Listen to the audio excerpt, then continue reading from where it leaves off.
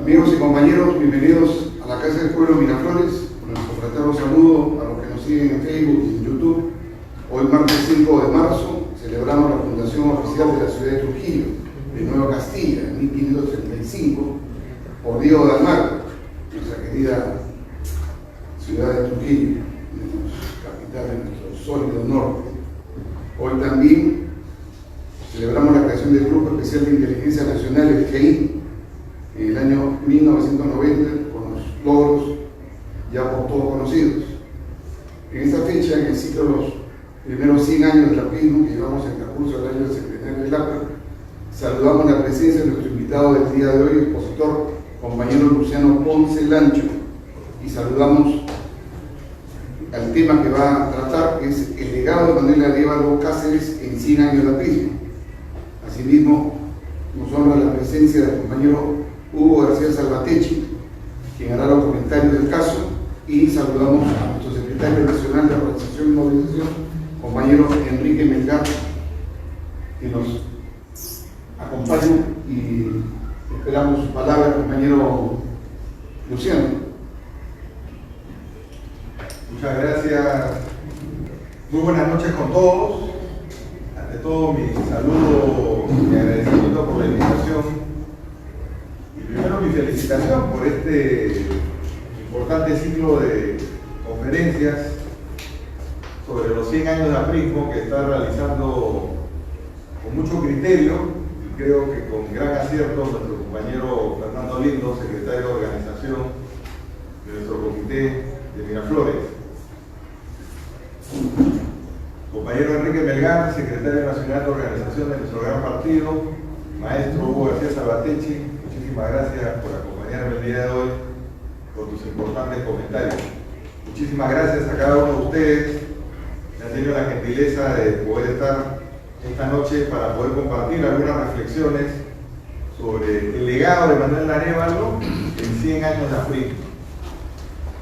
Le propuse al compañero Fernando que este sea el título en el marco de los 100 años de aprismo, porque la figura de Manuel Arévalo es una figura muchas veces mencionada, pero curiosamente conocida de manera secada o en parte.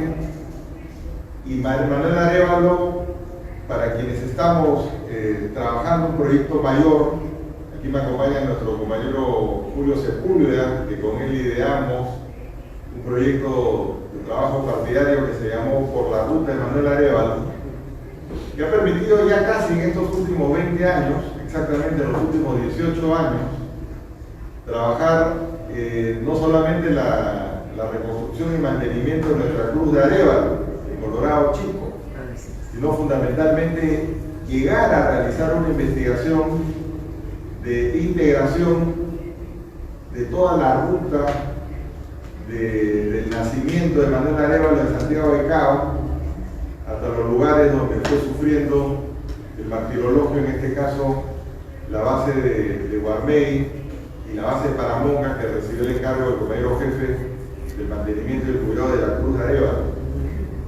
En el marco de este proyecto, como correspondía, y motivado también en el centenario del nacimiento de Arévalo en el año 2003, el nieto de Manuel Arévalo, Carlos Arévalo, recuerdo, me obsequió este libro de su abuelo, que se llama Arévalo, el hombre completo, escrito por nuestro historiador José Daniel Hidalgo Gamarra. Y su lectura, y además el importante mensaje que dio en el Congreso de la República nuestro compañero Armando Villanueva, fueron motivando esta curiosidad por conocer realmente a este compañero, a este mártir nuestro, que muchas veces Víctor Raúl siempre mencionó que si algo le sucedía a él sería el jefe del aprismo. Ello motivó definitivamente una investigación que con los años se ha ido enriqueciendo, justamente por conocer más sobre los orígenes de nuestro partido. Y en el taller de estudios políticos que dirijo, en la quinta temporada, en el año 2013, hicimos una comparación entre dos textos fundamentales del partido, Historia del APRA de Percy Murillo y Apuntes para una biografía del APRA 3 tomos de Luis Alberto Sánchez, que en ese momento nosotros consideramos que era quizá uno de los últimos grandes debates intelectuales en el interior del partido. Un joven, Percy Murillo, presentando su tesis universitaria, y el maestro Luis Alberto Sánchez ampliando, profundizando y puntualizando aspectos cruciales de la historia de nuestro partido, la historia del APRA. Y ahí comenzamos a ver también que había diferencias en visiones. Cuando uno lee a Fernando Cosío del Pomar, también se da cuenta que en los 2 textos sobre Víctor Raúl hay ya algunas imprecisiones, y entonces se hacía necesario una revisión biográfica también de Manuel Arévalo, y sigue siendo necesario en el partido una visión integral sobre lo que ha significado los orígenes y sobre lo que ha significado la lucha inicial de los años 30, ya cuando se creó la sección peruana del APRA, el Partido Aprista Peruano, a partir del 20 de septiembre de 1930. Yo por eso estoy muy contento de tenerlo aquí a nuestro compañero Hugo García Salvatecchi. Él acaba de publicar 2 tomos importantes sobre el anarquismo, fuentes ideológicas, y el anarquismo frente al marxismo, que justamente profundiza una investigación que ya hacía falta en el Perú, precisando sobre todo los momentos cruciales y los aspectos fundamentales de lo que ha significado el anarcosindicalismo a comienzos del siglo XX. Hablando de Arévalo, definitivamente en este momento la información es amplia. Voy a tratar de hacer un resumen, y para eso quisiera dividir en 3 partes mi exposición. La primera, el contexto en el cual Arévalo se desarrolla, fundamentalmente comienzos del siglo XX, la década del 10, la década del 20 y la década del 30. En segundo lugar, el personaje, quién era realmente Manuel Arévalo, para poder tener mayor entendimiento y poder precisar luego lo que nosotros creemos que debe ser rescatado como su legado y trascendencia de Manuel Arévalo. Manuel Arévalo nace en Santiago de Cao un 15 de octubre de 1903, y es importante decir, muchos han dicho el niño peón, o que nació en el marco de un hogar muy pobre, con condiciones de pobreza que le impidieron estudiar y cosas así. El contexto es importante explicarlo. Creo que José Daniel Hidalgo entró bien en esa parte, en explicar qué cosa era Santiago de Cao. Cuando Antonio Raimondi pasa a mediados del siglo XIX por Santiago de Cao era una localidad, un pueblo muy grande y con un movimiento económico importante, fundamentalmente sostenido por pequeños propietarios de fundos, y era un lugar donde para llevar y los frutales crecían con abundancia y era suficiente para el autosostenimiento de la población. Y cuando digo suficiente, es que había fondos pequeños. Los abuelos de Arévalo, tanto por el lado materno como paterno, eran propietarios de fundos. Pero el primer fenómeno del imperialismo en 1895 en adelante, cuando aparecen ya las haciendas azucareras, en el caso puntual de Santiago de Cao, Cartavio primero, y después con más poder todavía Casagrande, el poder hegemónico de estas haciendas fue empobreciendo rápidamente a finales del siglo XIX a todos los poblados alrededor de Trujillo. Ellos controlaban el agua, ellos controlaban una política de explotación azucarera en gran escala, y para eso necesitaban la tierra de casi todos los pequeños y medianos propietarios de toda la zona de la Libertad. Y entonces eso fue provocando primero un conflicto entre esta presencia o esta manifestación temprana del imperialismo en la zona norte del país a través de las haciendas azucareras, Y entonces Santiago de Cabo fue cambiando. De haber sido a finales de las épocas preincaicas, el último bastión de los chimúes, cuando Chan está siendo rodeada por los incas, la nobleza chimú se refugia justamente en Santiago de Cabo. Siempre Santiago de Cabo fue una zona muy importante. En la cultura moche también, Magdalena de Cabo y Santiago de Cabo eran sitios donde estaban las principales residencias y templos de los moches. Y luego, a finales del siglo XIX, con esta visión que tenía Raimondi, ya los viajeros de comienzo del siglo XX tienen una visión completamente distinta. Pueblos fantasmales. Ya se había empobrecido tanto, la gente había dejado la tierra, el control del agua y de la tierra ya la manejaban las grandes haciendas azucareras. Para que tengan una idea, en 1917, Víctor Larco Herrera, que era propietario de la hacienda Roma, tuvo que venderle su hacienda a uno de estos grandes emporios. Y así fueron absorbiéndose Chiquitoy, Sintuco, etcétera, al poder básicamente de Cartago y de Casagrande.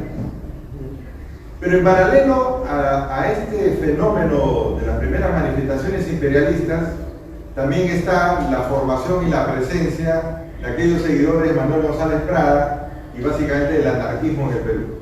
Trujillo tempranamente, en 1898, con don Julio Reinaga, como gran dirigente anarquista, fundará la Liga de Obreros y Artesanos de Trujillo, que será fundamental para la formación también del futuro Partido Aprista Peruano y la consolidación del APRA y de la visión que tendrá también el Grupo Norte y el propio Víctor Raúl.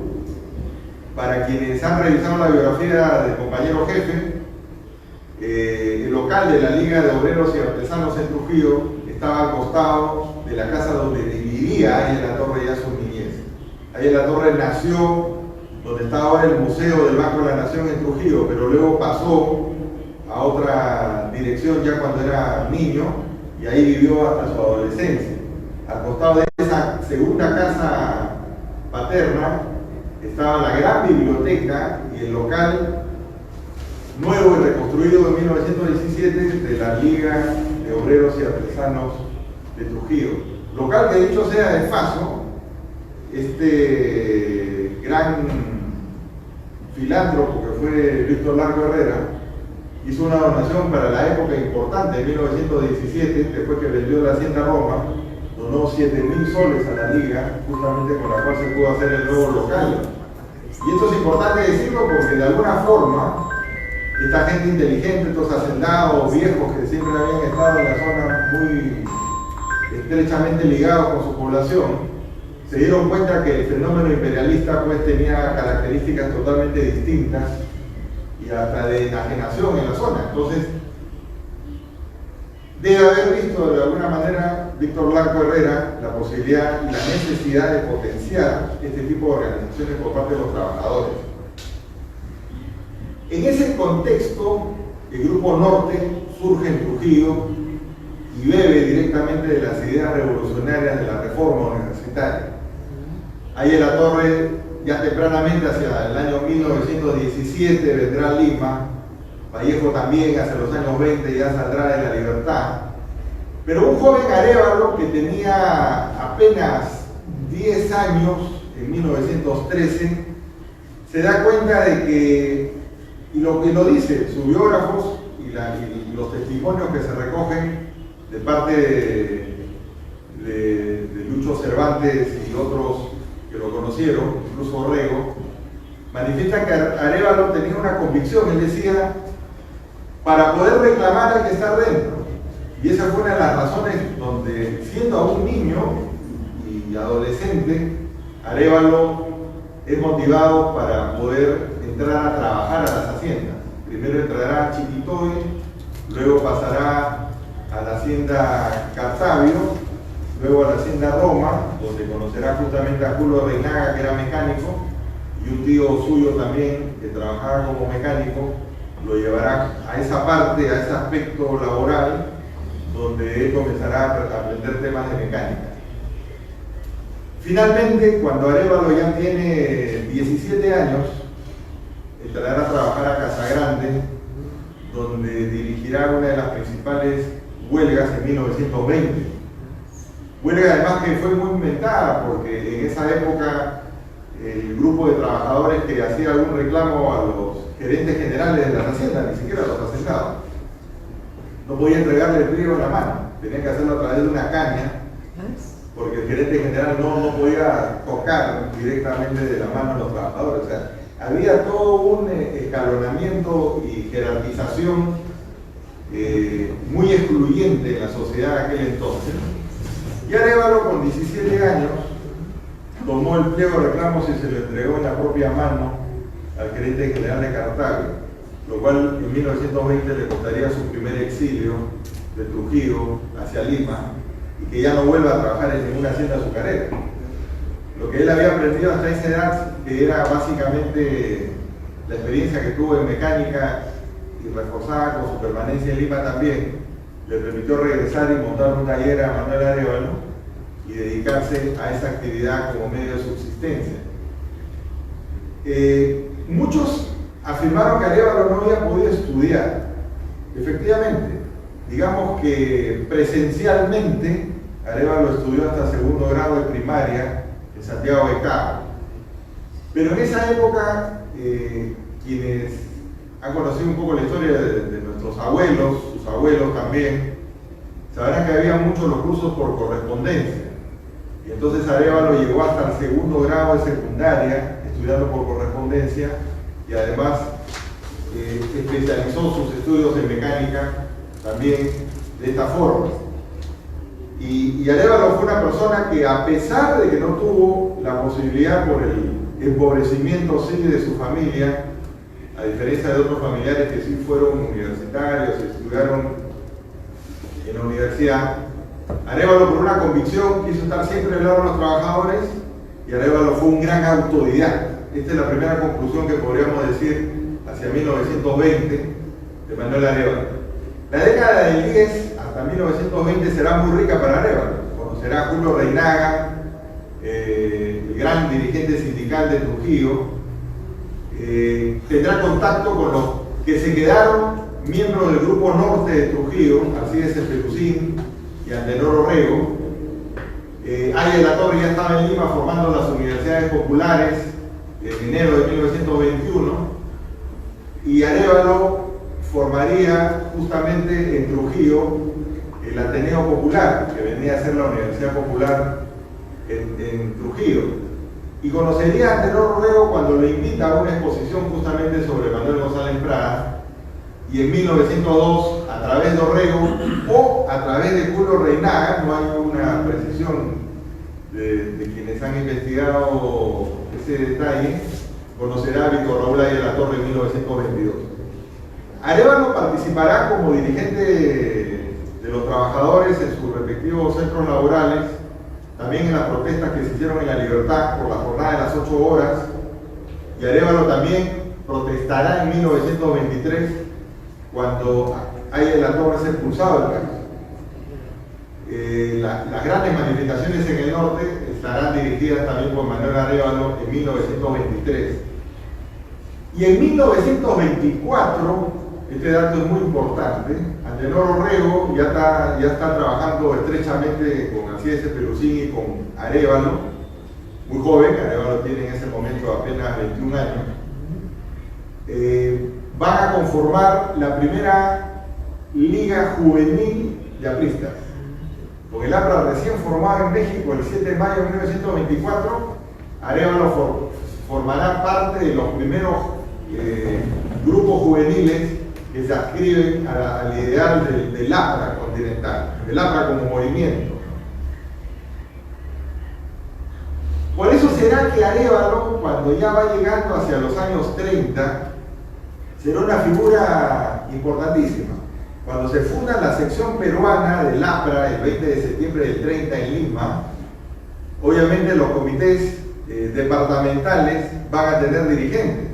Arévalo es dirigente del Partido Aprista Peruano en 1930.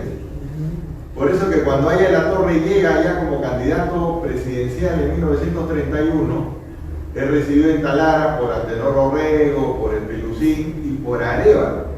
esa foto cuando está entrando ahí en la torre a caballo a Trujillo, el que está a su lado derecho con sombrero es Manuel Arévalo, que ya es un conocido dirigente y además legitimado por haber trabajado y estar consolidando todo el movimiento popular, el movimiento sindical, también el movimiento barrial y vecinal en la localidad de Trujillo. Entre 1926 y 1930, antes de la fundación del Partido Aprista Peruano, Arévalo fundará el Club Social Unión, donde el barrio Unión donde él vivía, un barrio muy importante en aquel entonces, y también Arévalo será elegido presidente de la Junta Vecinal del barrio Unión, que le significará poder hacer una serie de actividades en dicha zona. Por ese motivo, en 1945, cuando termina la gran clandestinidad, el alcalde de aquel momento y las autoridades de Trujillo decidirán a la nueva avenida que se construía, que salía por ese lado de la ciudad del barrio Unión, ponerle el nombre Manuel Arévalo. Manuel Arévalo fue uno de los primeros nombres quizás apristas que se pusieron en avenidas. Pero 3 años después llegaría el odriguismo con todo su antiaprismo y cambiaría el nombre de esa famosa calle trujillana por la calle que actualmente lleva, que se llama Avenida Perú. Y justamente el nombre se puso para poder montar otro nombre sobre el nombre que la gente de la zona quería, que era Manuel Arévalo. Y lamentablemente, en estos años que pasaron, no hubo ninguna autoridad nuestra en Trujillo que pudiera reivindicar el nombre de Manuel Arévalo como inicialmente se puso a esa calle. Así se inauguró cuando se inauguró lo que ahora es la Avenida Perú. Bien, volviendo al 30, Arévalo, con todo este largo caminar, ya como dirigente buenas noches, ya como dirigente en el partido, ya era dirigente partidario, será elegido en las elecciones de 1931 como asambleísta constituyente, será parlamentario constituyente. Y esta elección, obviamente, fue una gran elección. Yo alguna vez escuché alguna anécdota que decía de que el jefe le había dicho al Búfalo Barreto que él no podía ser candidato para favorecer a Arévalo. Eso lo he escuchado algunas veces en el partido. Y ese dato no es exacto, porque el peso de Arévalo era definitivamente mayor que el que podía tener cualquier otro dirigente en Trujillo. Pero el jefe a Búfalo Barreto lo que le dijo fue: mi hermano Edmundo no será candidato por ser mi hermano, y yo te pido a ti que no hagas ningún tipo de competencia a Manuel Arévalo, porque Manuel Arévalo es realmente el gran dirigente en este momento del norte. Ya Arévalo para ese momento ya había consolidado su presencia no solamente en las haciendas azucareras y en los sindicatos azucareros, sino también con todo lo que había significado la organización sindical de la Liga de Obreros y Artesanos, dirigida a la Universidad Popular, que formaba una gran cantidad de jóvenes en aquel momento, y también tenía presencia barrial y tenía presencia social también en los clubes populares que él había creado. Arévalo ganará la constituyente, pero inmediatamente Arévalo ganando la constituyente demostrará que él era un cuadro completo, ¿no? El hombre completo, como lo dice Hidalgo en su libro. Arévalo ya de constituyente, ¿qué hará? El 8 de diciembre, cuando ya se había constatado el fraude electoral de 1931, Arévalo encabezará las protestas en Trujillo. Y ya él, habiendo recibido sus credenciales de constituyente, será el que, aprovechando su inmunidad parlamentaria, defienda la vida del jefe en todas esas semanas cruciales donde Aya La Torre pudo haber muerto. Arévalo en persona será quien lo moviliza al jefe, lo lleva en su carro, lo recoge, y eso justamente, las previsiones que tenía Arévalo, porque era un hombre muy orgánico, le deben haber salvado la vida al jefe cuando en la Navidad de Sangre del 24 de diciembre de 1931, la movilidad del jefe va primero llevando unos paquetes al local del partido y Arévalo venía detrás. Si no hubiera sido la presencia premonitoria de Arévalo, manejando realmente el aprismo trujillano, y el jefe siendo consciente de la necesidad de tener toda una organización, el jefe hubiera muerto en ese primer atentado de la Navidad de Sangre de Trujillo. Y ahí comienza la primera clandestinidad del partido. 8 de diciembre de 1931 será una fecha infausta para el país, y esa primera clandestinidad, que será el baño de sangre en nuestro país, se prolongará hasta el 10 de agosto de 1933, donde hay en la Torre saldrá del panóptico liberado después del asesinato de Luis Sánchez Cerro. En esta primera clandestinidad pasarán muchas cosas, sobre todo, como bien anota Luis Alberto Sánchez y Percy Murillo en sus libros, será el baño de sangre, la gran guerra civil, será, digamos, básicamente el año 1932, con las revoluciones de Trujillo, de Cajabamba, de Huaraz, en Pariamarca, etc. Pero en esta etapa, los que habían salido elegidos constituyentes en 1931 estarán exiliados. En febrero del año 1932, apenas algunas semanas trabajando en el Parlamento, la célula aprista será desterrada y enviada al exilio, entre ellos Manuel Arévalo, Luis Alberto Sánchez y otros compañeros más de distintos lugares del país. Cuentan los exiliados que, claro, cuando uno habla del exilio, creen que estamos pues en las épocas actuales, donde hay asilo político, ¿no es cierto? Y hay derechos y hay facilidades para los asilados. En esa época el exiliado se iba con lo que tenía puesto y llegaba, obviamente, a un país ajeno y no tenía básicamente ningún tipo de soporte y apoyo.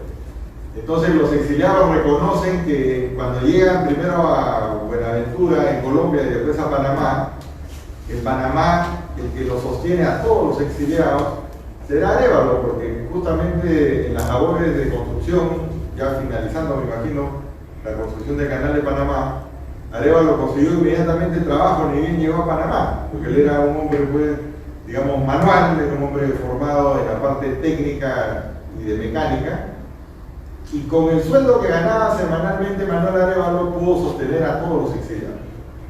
Así va transcurriendo 1932, cuando llegan las noticias a Panamá de la revolución de Trujillo el 7 de julio de 1932, y Arévalo toma la decisión de regresar inmediatamente al Perú.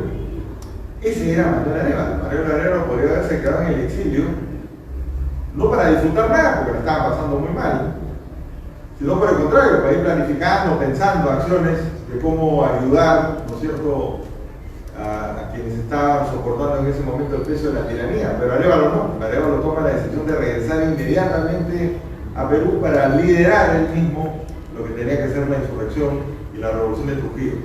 Obviamente las condiciones no le permitieron entrar a Arévalo ya casi hasta 1933. Arévalo ya en Perú entra clandestinamente, se integrará al Comité Ejecutivo Nacional del Partido Aprista Peruano en julio de 1933. Arévalo será elegido secretario del Interior, y siendo secretario del Interior integra a su buró a Jorge Idiáquez y a Ramiro Prialé. Será el propio Manuel Arévalo quien le presente después del 10 de agosto de 1933, cuando haya sale el panóptico después de la muerte de Sánchez Cerro, quien Arévalo le presente al compañero Ramiro Prialé al jefe. Buenas noches, compañeros. Bienvenidos. Entonces, la figura de Arévalo es una figura importantísima en esos momentos cruciales del país. Arévalo le presenta al jefe a Ramiro Prialé, y ni bien lo conoce el jefe a Ramiro Prialé, al igual que con Arévalo, toma una decisión importante. Los nombra delegados nacionales del Comité Ejecutivo Nacional para que organice el sólido norte Arévalo y el sólido sur, pues, en ese momento, ¿no? El sur a Ramiro Prealé en Arequipa y Arévalo el Sólido Norte en Trujillo, pero además nos nombra representantes personales de Aya La Torre. Por eso que Aya La Torre, cuando Arévalo ya será muerto en 1937, el propio jefe dirá que él fue el jefe de la Primo Norteño, porque el Sólido Norte pues no era Trujillo, el Sólido Norte comenzaba prácticamente en el norte de Lima y agarraba todo lo que ahora se conoce desde Huaral hasta Tumbe. Arévalo fue un excelente dirigente partidario en la clandestinidad. Organizó casi todas las bases partidarias. Y entonces, ahí comienza una etapa muy interesante de Manuel Arévalo. Manuel Arévalo con Ramiro Prealé, muchas veces lo hemos conversado con el maestro García Salvatecchi, sobre todo hablando de la figura de Ramiro, ¿no? Uno de los hombres más inteligentes del África. Y tiene que haberlo sido para haber entendido rápidamente la filosofía del espacio-tiempo histórico, la trascendencia mayor de la doctrina aprista y poderla plasmar en organización. Una cosa que siempre hemos discutido nosotros desde la universidad era que el organizador tenía que ser el hombre más ideologizado del partido. No puede haber un organizador que no esté formado y consolidado ideológicamente, porque tiene que entender cómo permanentemente analizar la realidad, contrastarla e ir creando organización para que sea la organización parte de la solución. Prácticamente el partido, como lo tenemos al día de hoy, es el partido que nosotros heredamos de Arévalo y de Ramiro Prealé.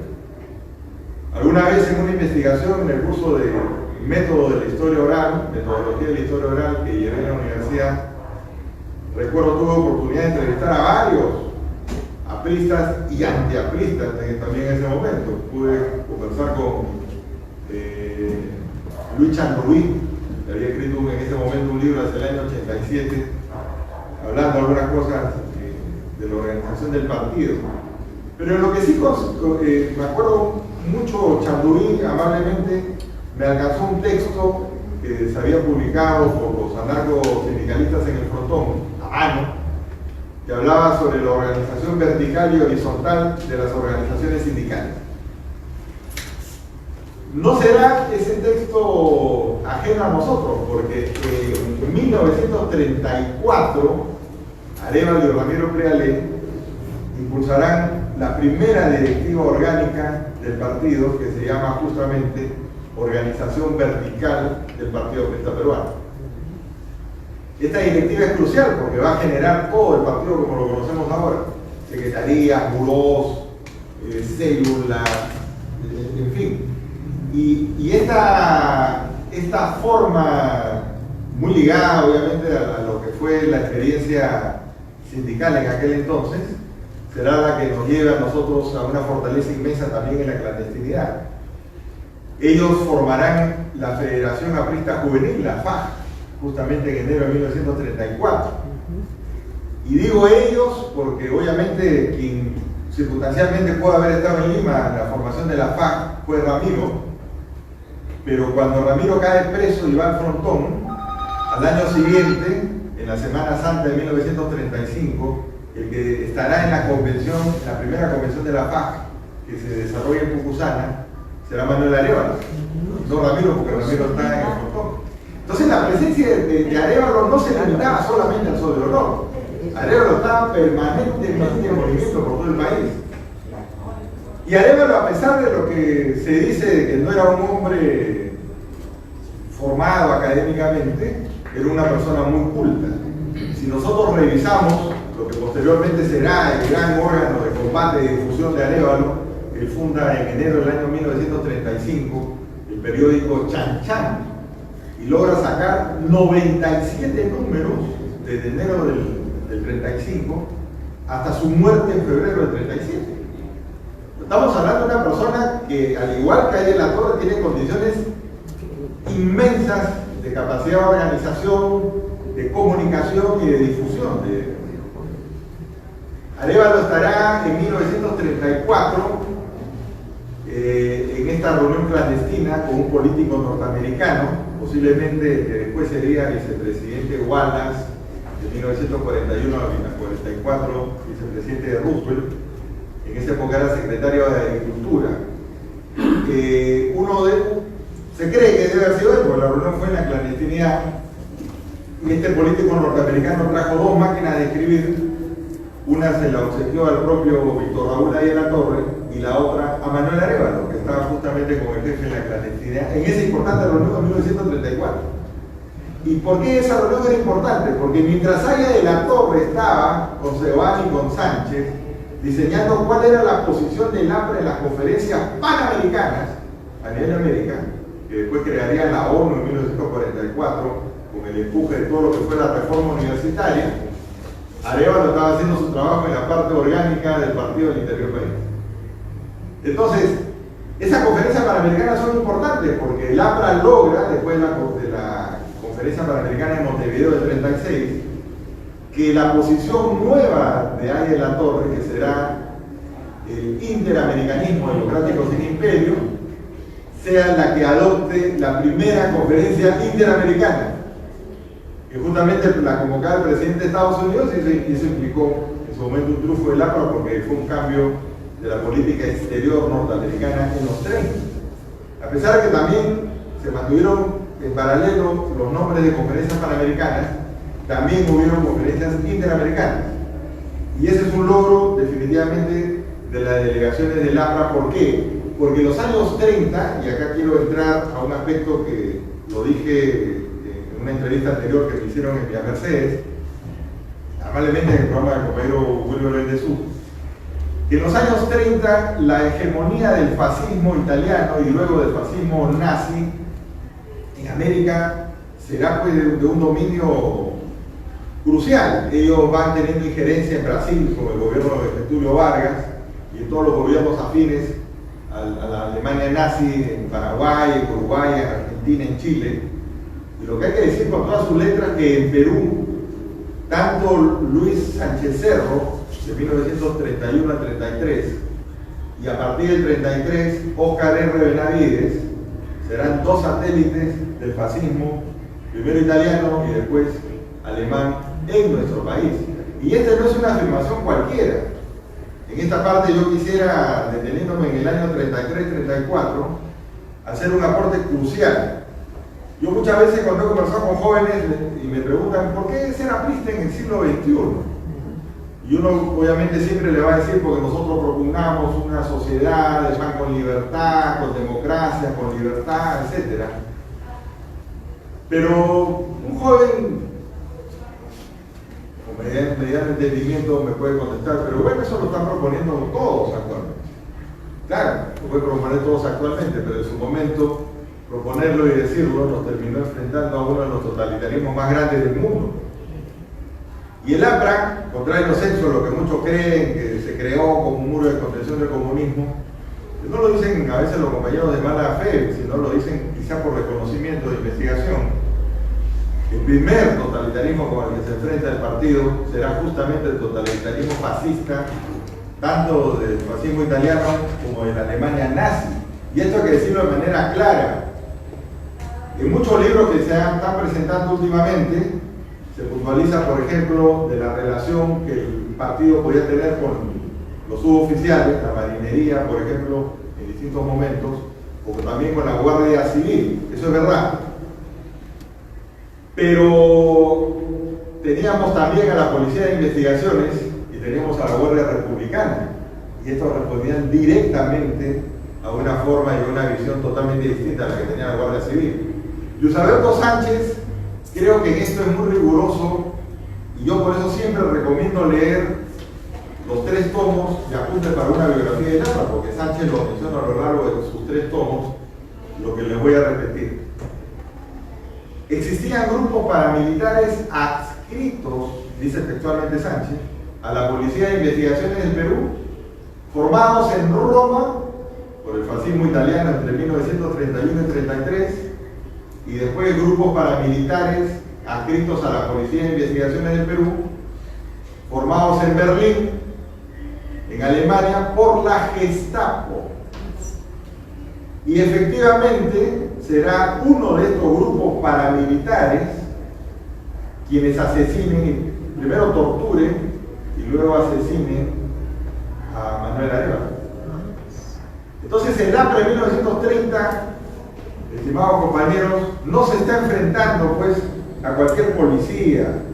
No es un enfrentamiento con los policías que están por la calle, gendarmería, los que están cuidando las prefecturas, como decía alguna vez un poco irónicamente, a la policía de tránsito. Nosotros nos estábamos enfrentando a todo un enlabonamiento que existía, porque ahora recién se sabe, Sánchez lo menciona en 1978, pero no tenía la fuente histórica.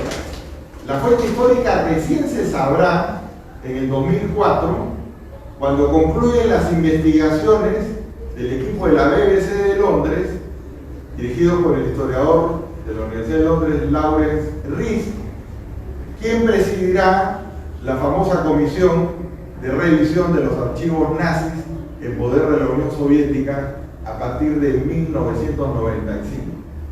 ¿Por qué a partir de 1995? Porque en 1995, 50 años después del final de la Segunda Guerra Mundial, en aquel entonces ya el presidente ruso, ya había caído la Unión Soviética, Boris Yeltsin, le permite a los aliados, a los franceses, a los estadounidenses y a los británicos, que puedan revisar los archivos que estaban en el Kremlin, en poder de la Unión Soviética, que había capturado a los nazis. Acuérdense que son los soviéticos los que llegan primero a Berlín y se llevaron todo el acervo.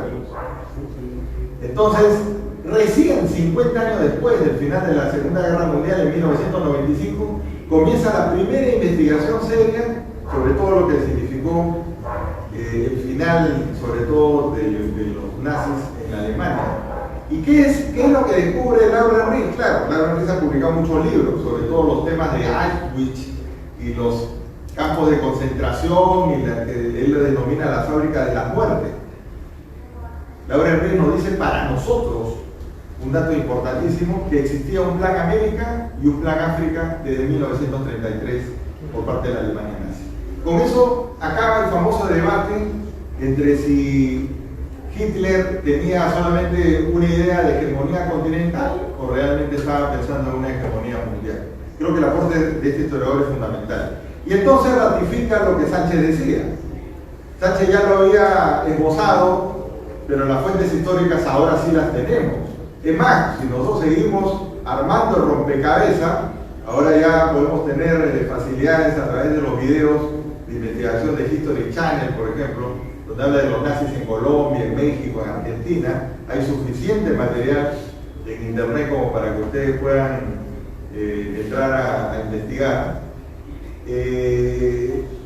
A quienes les gusta, por ejemplo, estas películas de la mafia colombiana, hay un periodista colombiano, Castro Caicedo, en uno de sus 3 libros sobre la mafia colombiana en Operación Pablo Escobar, pone el anexo de las entrevistas a Pablo Escobar, y Pablo Escobar menciona que cuando Noriega, que ya había dejado de ser jefe de inteligencia de Panamá y era el presidente panameño en 1982-83, lo lleva a que los narcos puedan establecer sus bases en Panamá un tiempo.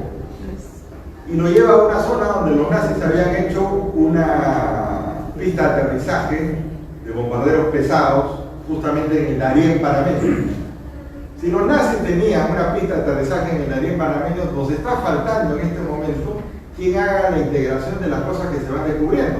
Porque History Channel no lo relaciona a este hecho, por ejemplo, con lo que dice Castro Caicedo, pero sí tienen una investigación, y qué raro que casi todos los pilotos civiles que volaban aerolíneas civiles en Colombia en 1940 eran alemanes, que habían sido pilotos de guerra.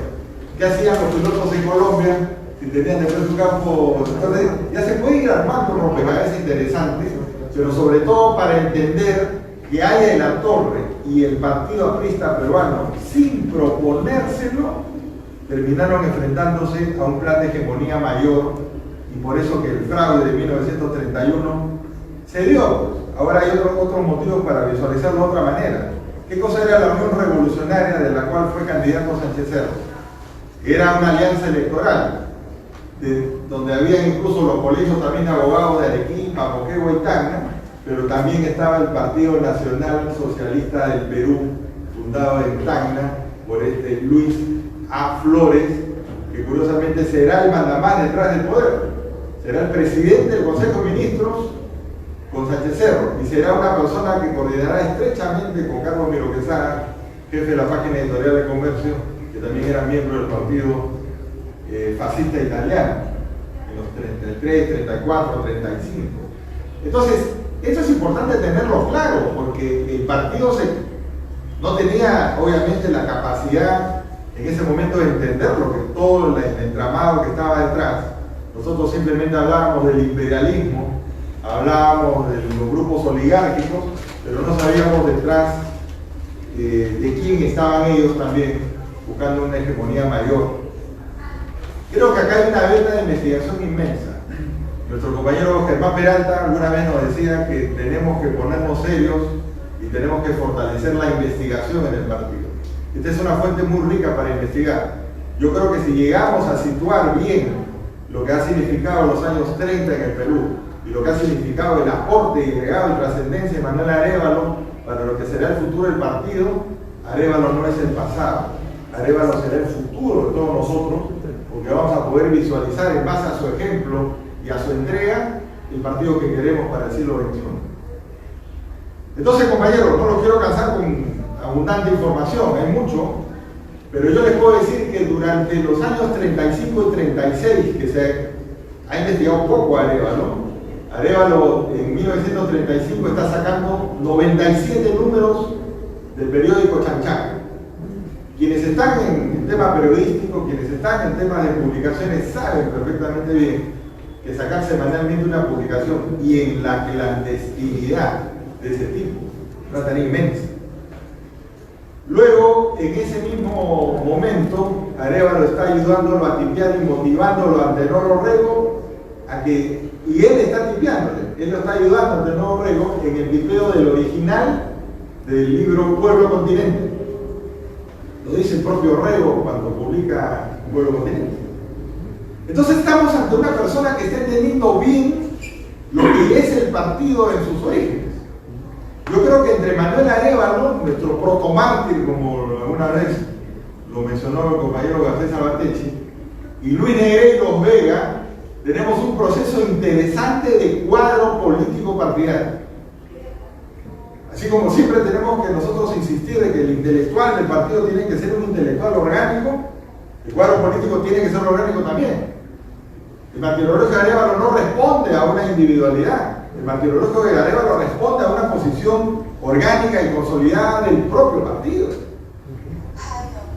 Y el martirologio de Arévalo además pasa a una trascendencia mayor, porque si Arévalo hubiera aflojado en la tortura terrible que hicieron de él en 1937, se caía toda la organización del Partido del Sol y del Norte.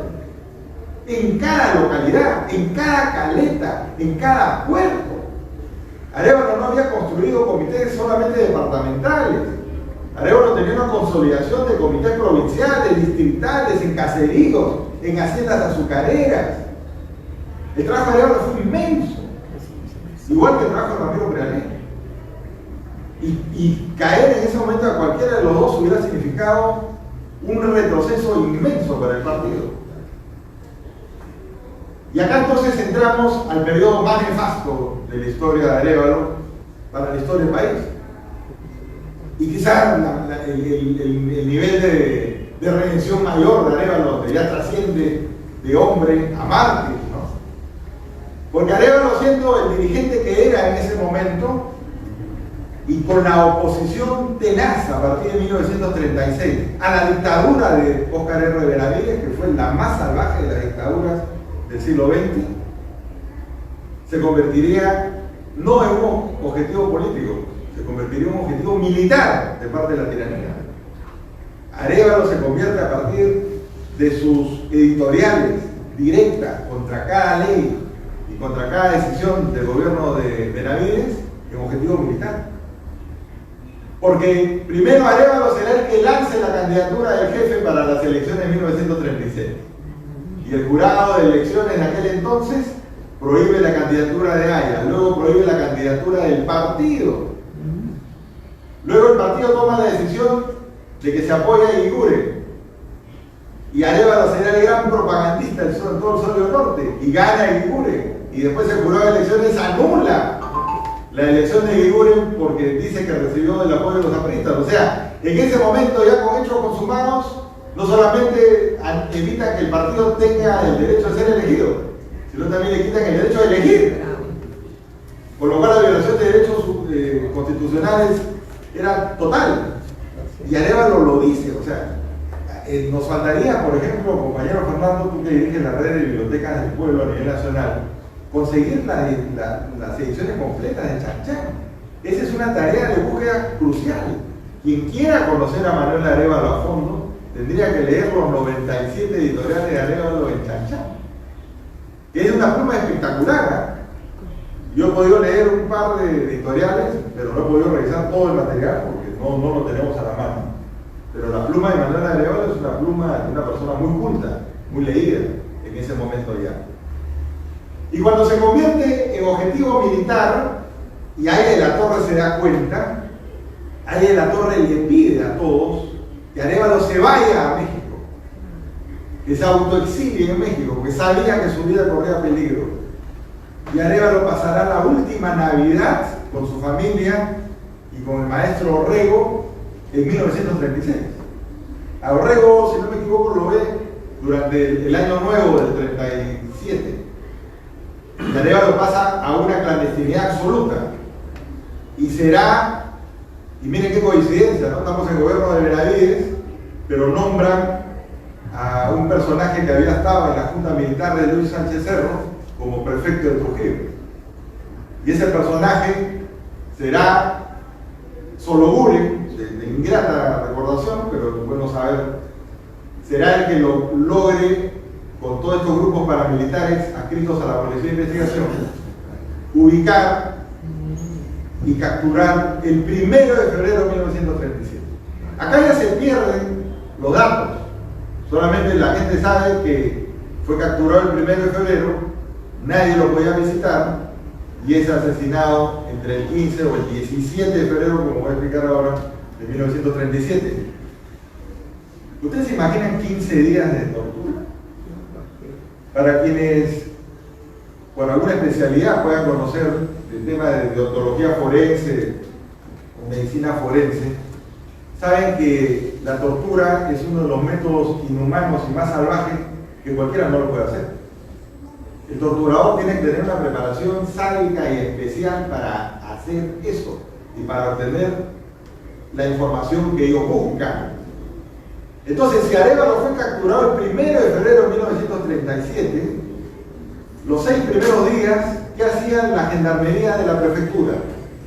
Hacían el gesto como llevarlo a Chan Chan y quererlo fusilar para ver si Arévalo aflojaba, y a esa tensión lo tenían 3, 4 o 5 veces al día.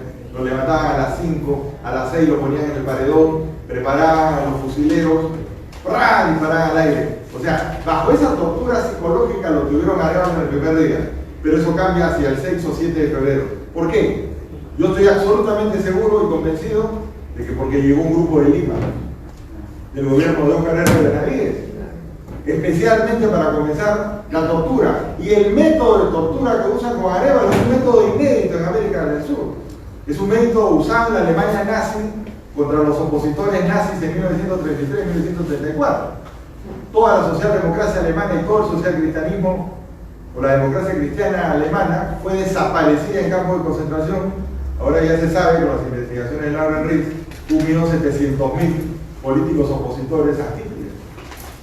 ¿Y cuál era el método de tortura más usado por los nazis? Desmontar una puerta con marco y todo, tenderla en el piso y poner al prisionero, hacer que ponga las falanges de los dedos del pie y de las manos en esa bisagra de la puerta. Un método de tortura maldito. De la manera más salvaje, Arévalo fue masacrado entre el 7, 8, 9, 10, 11, 12 interminablemente en la prefectura de Trujillo. Arévalo tenía que morirse, ya no tenía forma de vivir. Hay el testimonio de un médico que lo ve el 13 de febrero y el médico afirma que él posiblemente ya tenía una gangrena húmeda, que es producida justamente por la mugre, la sangre y toda la forma bestial de haber sido torturado. Si nosotros repasáramos lo que tiene que ser ese calvario, ¿no es cierto?, que vivió Arévalo en esos días, Julio Garrido Malaver, sin ninguna exageración, porque Arévalo estaba defendiendo ideales supremos de la libertad y la democracia, Julio Garrido Malaver lo llama el Cristo civil a Arévalo por esa etapa de sufrimiento sin aflojar. O sea, así como hemos tenido a Mandela bajo 30 años de prisión por el apartheid, uno de los métodos también heredados de los nazis holandeses, más salvajes del planeta, y Mandela no aflojó. En el caso nuestro, con orgullo, es Manuel Arévalo. Porque nosotros no teníamos un pensamiento pues duro, teníamos un pensamiento flexible, bondadoso, llevado más bien en el amor al prójimo para la construcción de un país distinto. Y entonces Arévalo tenía que ser, de alguna manera, justificado su próxima muerte. E idea el tema de sacarlo de Trujillo y aplicarle la ley de fugas en el camino, porque ya no tenían otro camino, no podían llevarlo a un hospital. Se hubiera constatado un hospital el método salvaje de tortura que hubiera sufrido. El médico que lo vio dice que le colgaba un brazo. El brazo estaba sostenido apenas por un músculo. Los dedos destruidos de los pies, de las manos. Era negro Arévalo de todos los golpes que había recibido y de la sangre seca sobre su cuerpo. O sea, estamos hablando de una cosa pues terrible. Y entonces se lo llevan en la madrugada, viene un grupo paramilitar con unos maleantes, unas personas del bajo mundo, y lo sacan a Arévalo para matarlo justamente en el camino. Lo llevan primero por las pampas del Chimbote, donde hay un testimonio donde quieren alcanzar agua, apenas Arévalo puede beber algo, y luego termina en Guarmey, donde la población de Guarmey, que lo conocía perfectamente bien Arévalo, comienzan a correr la voz de que es Arévalo el que está ahí en la comisaría, y ya comienza a haber una serie de preguntas sobre el tema. Nosotros mismos hemos ido aprendiendo con el tiempo. Cuando nosotros hicimos el programa por la ruta de Manuel Arévalo en el año 2013, nosotros hicimos unas viñetas donde mostrábamos todo el martirologio de Arévalo, ¿no? Acá están las viñetas originales del artista guaralino que nos ayudó. Pero justamente la última viñeta, ¿no? Acá está todo el método de tortura que sufre, acá está cómo se hizo, por ejemplo, la tortura de Arévalo con el método del marco de las puertas. Pero la última viñeta donde Arévalo está, que nosotros la tomamos un poco del libro de Historia Gráfica de la Prismo que hizo Tausen a fines de los 70, eso no se pudo haber dado. Arévalo no se podía sostener sobre sus piernas. O sea, Arévalo tuvo que haber sido sacado del vehículo y tirado al costado del vehículo y rematado a balazos. El médico que después lo exhumó por encargo del compañero jefe en 1939 testimonia de que había un disparo en la zona occipital del cerebro, lo cual es evidentemente una forma de ejecución de prisioneros. O sea, Arévalo ni siquiera se podía haber aplicado la ley de fuga. Arévalo lo sacaron del carro y lo remataron en el piso, porque no se podía ni siquiera sostener ya. Entonces, compañeros, hay mucho que investigar en el tema. Yo esta noche, al igual que lo he hecho en Villa Mercedes, yo quiero entregarle a la biblioteca Luis Alberto Sánchez, gracias a una gestión de nuestro compañero Tito Valladares, que en los primeros días de febrero le pedí que fuera a la municipalidad de Supe. En el año 2013 un alcalde había encontrado la partida de función de Arévalo, pero no estaba para el público. Gracias a la gestión de Tito, que ha sido regidor en Guaral, ahora sí está en electrónico para que cualquier investigador joven pueda acceder a la partida electrónica de la difusión de Arévalo. Y este es un documento crucial, es un documento de los torturadores, es un documento de los asesinos que le entregan al alcalde de Supe, porque el alcalde de Guarmey no lo quiso recibir, así que lo tuvieron que llevar a Supe, donde el alcalde testimonia que se va a enterrar a un muerto en el cementerio de Supe. Y acá dice claramente lo siguiente. Dan los datos de Arévalo, todo, y dice que es entregado por el destacamento policial, según parte policial, y que fue asesinado por la brigada política del gobierno. ¿Está acá? Escrito a mano por el propio alcalde. Este es un documento importantísimo. El alcalde de todas maneras hizo el apunte para que constara y además liberar de responsabilidad de que no había sido la policía ni la gendarmería pues, local, sino que la brigada política del gobierno era quien lo había ajusticiado días antes. Y acá menciona, en parte del día 18 de febrero, menciona que Arévalo fue muerto el día 17 de febrero. Entonces, este es un tema de investigación. Yo me mantengo en la fecha del 15 todavía, porque esa es la tradición nuestra y lo que nuestros compañeros mayores nos han dicho. Pero es un tema que también tiene que ser revisado y también tiene que ser investigado. Y compañero Fernando, yo le entrego este documento para usted, para que usted también tenga.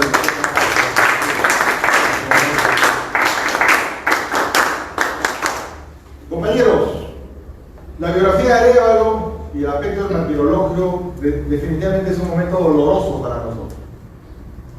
Arévalo, como bien dijo nuestro compañero jefe Víctor Lora de la Torre, fue un hombre integral. Yo me quedo con la frase de nuestro compañero Víctor Raúl, que para el futuro nos dice que Arévalo fundamentalmente no fue una individualidad, Arévalo fue un hombre de equipo. Alguna vez hemos escuchado una frase que dice: los grandes jugadores meten goles, pero los equipos ganan los campeonatos. El legado de Arévalo va por ahí. Arévalo construyó el partido que tenemos con Ramiro Perialé, por encargo del jefe, obviamente. Pero nuestro partido fue elaborado a imagen y semejanza de ellos. Nos toca a nosotros seguir haciendo el trabajo que ellos hicieron, conociendo el diagnóstico de la realidad, reconceptualizando, como bien lo hemos discutido muchas veces aquí también en Miraflores, con nuestros grandes maestros y compañeros intelectuales. Tenemos que reconceptualizar toda la obra integral del compañero jefe para poderla visionar en el siglo XXI. Y sobre esa base, quienes somos de alguna manera los cuadros partidarios, poder construir el aprismo del siglo XXI. Ahí en la torre dijo dos cosas con las cuales yo quisiera cerrar esta noche. En 1937, en febrero de 1937, ahí en la torre escribe una pequeña nota sobre Manuel Arévalo, muy afectado ahí en el mismo febrero de 1937, cuando había incluso tenido ese sueño donde Arévalo se le aparece y le dice: no te va a pasar nada. Eso está muy conocida esa anécdota de ahí en la torre.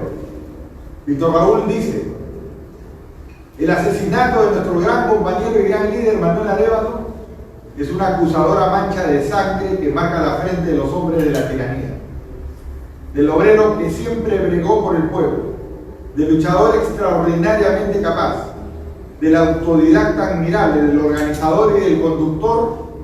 Han hecho un gran mártir sus verdugos. Arévalo nos deja el ejemplo magnífico de una vida superada que comienza en el peón niño y culmina en el representante parlamentario y jefe del aprismo norteño. Es el auténtico hijo del pueblo al que el aprismo despierta y eleva. Es el trabajador manual entregado heroicamente a la causa de la justicia social. Su inmolación hace de él un símbolo. Su sacrificio nos impone a todos el deber de honrarlo, superándonos en el esfuerzo hasta la segura victoria. Ahí en la torre dirá luego, ya en 1946, cuando se hace el primer homenaje después de la gran clandestinidad que duró hasta fines del 45, el 17 de febrero de 1946, Aya de la Torre le dirá, dirigiéndose a los jóvenes tejedores que estaban presentes ahí en un sindicato: quisiera que ustedes, los más jóvenes, siguieran el preclaro ejemplo de Manuel Arévalo, porque él no fue solamente un gran líder obrero, sino un heroico ciudadano y un autodidacta de extraordinaria cultura para su edad. Representante del Congreso a sus 28 años, mártir a los 33. Arévalo fue fuerte de cuerpo y mente y unió en su vida extraordinaria todas las más superiores cualidades del hombre integral.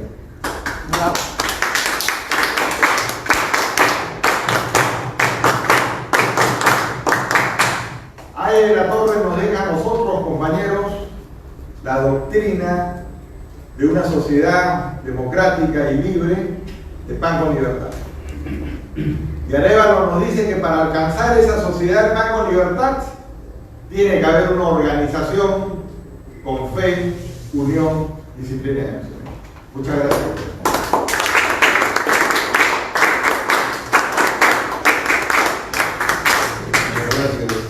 Señor Luciano, realmente una narración muy sentida que has hecho de Manuel Arévalo.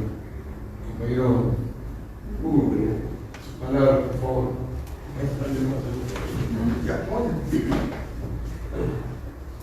Bueno, quiero agradecer la oportunidad que me dan nuevamente estar en este local y siempre para mí tan cercano. Felicito al compañero Luciano Ponce por la investigación que ha hecho, por lo que vine haciendo por la Cruz Aguilar, y esperemos que pronto aparezca una obra ya escrita de Luciano sobre el compañero Aguilar.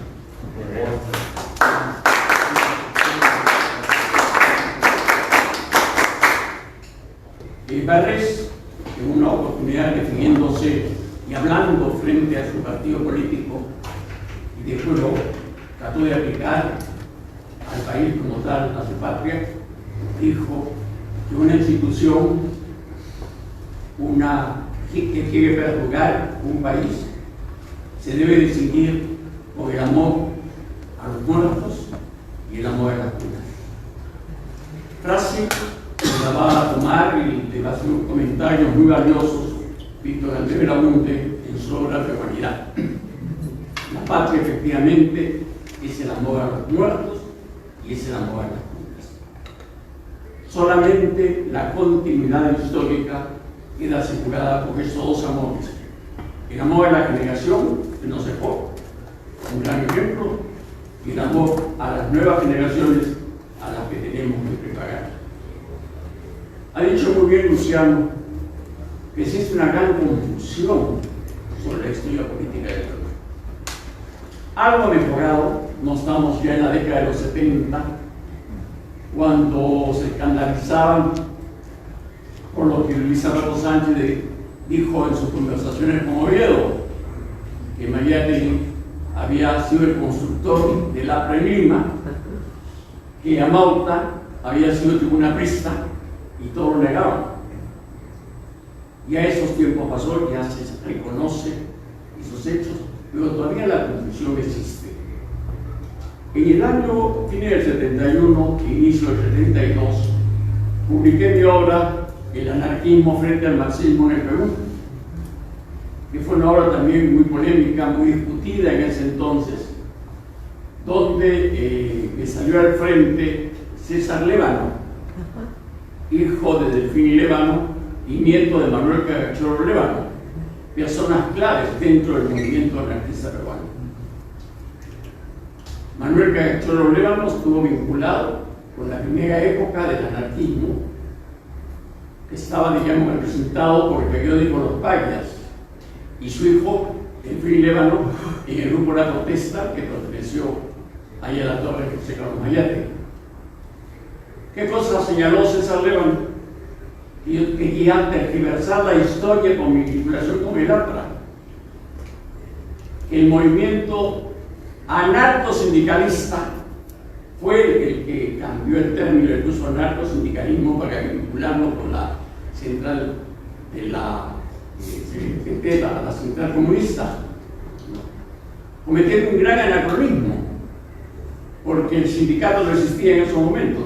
No podía existir un movimiento anarcosindicalista cuando no existían los sindicatos. Pero todo se hizo con la segunda, se trataba de vincular. Y defendía la tesis que su abuelo y su padre habían sido marxistas y que ese marxismo lo continuó Mayate y que toda la tradición marxista está estrechamente vinculada con el anarquismo. La polémica fue solo porque mi respuesta fue presentar el acta por el cual habían sido expulsados de la protesta tanto Aya-La-Torre como Mayate, por la moción presentada por su padre, Delfín Lévano, que señalaba que había que expulsarlos porque esos dos jóvenes estaban infectados por el virus del marxismo. Ahí se terminó la polémica con César Lévano. Pero efectivamente se trató de desgastar todo. Pues, al hablar, por ejemplo, de Arévalo, de nuestros líderes primigenios, los grandes luchadores, los forjadores del APRA, todos ellos están estrechamente vinculados al movimiento anarquista. No existía el anarcosindicalismo. Eso fue invención de César Lévano para tratar de desvirtuarlo. Ese movimiento anarquista tiene una larga data. Indudablemente tiene como gran precursor anterior a Vigili, el gran maestro precursor, y van a ser orientados y dirigidos por don Manuel González Prada.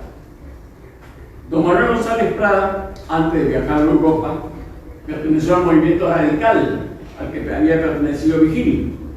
Fundó la Unión Nacional, que era un partido de corte radical, que era lo que después se llamó el liberalismo de avanzada, progresista, que va a atender a la izquierda. Pero cuando viaja a Europa, se pone en contacto con el pensamiento libertario, anarquista, y lee, estudia a Proudhon, a Kropotkin, a Malatesta, a Stirner, a todos los grandes luchadores anarquistas, y los va a traer acá. El movimiento anarquista tiene, por así decirlo, tres etapas. Una etapa previa, antes de la famosa revolución de 1848, que involucró a toda Europa, que tiene más bien un carácter nihilista, solamente de negación. Hay que destruir al Estado, hay que destruir a la propiedad, hay que rechazar el falso concepto de Dios, pero sin mostrar alternativas. Lamentablemente, esta etapa previa del anarquismo, vinculada al nihilismo, es la que encarna el actual presidente de Argentina, donde se queda solamente en la negación, pero sin presentar una alternativa. Después del 48, que significó un cambio completo en la perspectiva política tanto de Proudhon como de Marx, los dos van a cambiar fundamentalmente sus sistemas. El movimiento anarquista más bien tiende primero a definirse como el socialismo libertario, que es el que va a traer González Prada acá en el Perú. El socialismo libertario, que se va a expresar en el movimiento de los parques. En el año 1903 se funda el Grupo de los Parques, y el acta prácticamente en el que se va a fundar el Frente de Trabajadores Manuales e Intelectuales va a ser el 1 de mayo de 1905, cuando González Prada pronuncia su famoso discurso El intelectual y el obrero. Hay dos discursos de González Prada que son claves. El primero es su etapa radical de lucha contra toda la corrupción que se daba en el Perú, que se inicia precisamente con el discurso del Politeama. Y el segundo, ya entre su posición socialista libertaria, con el intelectual y el obrero, que está dentro de un claro planteamiento socialista. El socialismo siguió un poco avanzando. González Prada se enemiza con Carlos del Barzo y renuncia a los payas, y eso va a significar la desaparición de los payas, y va a aparecer otro periódico, La Protesta, precisamente organizada por Delfín Lévano. Manuel Cagacholo Lévano y Delfín Lévano son personas claves para entender el movimiento libertario y el movimiento anarquista. Pero va a estar un paso más adelante. Se van a tratar de tener la influencia de Kropotkin. ¿Y cuál es la diferencia entre Kropotkin y Proudhon? Proudhon propicia el socialismo libertario, y mientras que Kropotkin propicia el anarcocomunismo. Se van a tener una postura, digamos, social más radical, donde el marxismo brilla por su ausencia completa. No hay absolutamente ninguna presencia del anarquismo. Y es ahí donde van a surgir nuestros grandes luchadores apristas, Ayala Torre, y es ahí su principal fuente. Hablar de Arévalo es hablar de la fuente primigenia del aprismo, que está precisamente en el movimiento libertario, el movimiento anarquista, pero ya en su etapa posterior, cuando no se quedan solamente en la denuncia, no se señala hay que destruir al Estado, hay que destruir este Estado para reemplazarlo con otro Estado, que es el Estado confederativo. Hay que destruir la democracia actual, que es una mentira, pero hay que reemplazarla por otro tipo de democracia. Hay que destruir las instituciones que están vinculadas al gobierno centralista, autoritario, antipopular, mediante otro poder del Estado que represente a la sociedad, el Congreso Económico. El partido político no debe ser solamente partido político, debe ser una escuela, debe ser el partido escuela, que debe educar a sus afiliados, debe educar al pueblo a través de las universidades populares. Todo ese planteamiento está estrechamente vinculado al movimiento libertario. Y somos nosotros los apristas, los herederos de toda esa riquísima corriente. Mariátegui va a defender al APRA como movimiento. Todos los grandes ataques que se hicieron en Lima están vinculados a la defensa que Mariátegui hizo también del APRA.